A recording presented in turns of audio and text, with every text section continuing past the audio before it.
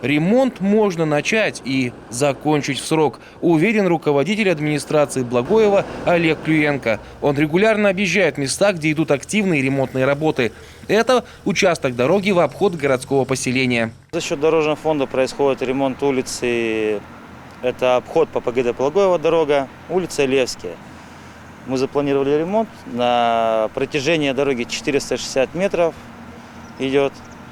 Самый плохой участок дороги.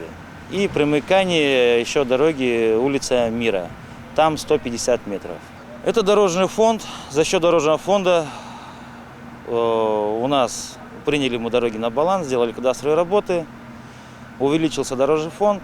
И за счет этих средств мы ремонтируем дороги. В этом году в планах сделать подъезд к школе. На этом пока все. А вот на следующий, 2021, уже запланирован ремонт дороги на улице Октябрьская. Заасфальтируют здесь и 2 общественные территории, а также придомовые, целых 5 дворов.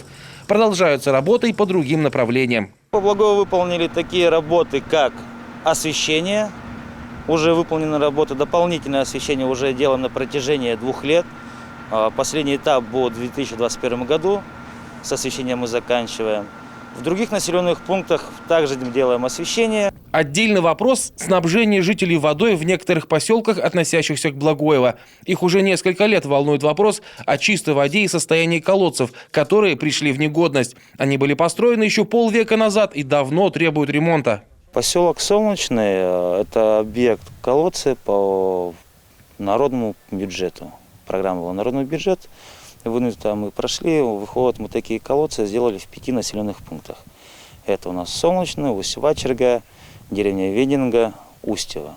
Общая стоимость проекта более 600 тысяч рублей. Сейчас осталось сделать пробы воды. В дальнейшем объекты будут поставлены на баланс администрации городского поселения. Отдельное внимание уделено селу Йортам. Там сделали скважину, она сейчас тоже на прокачке.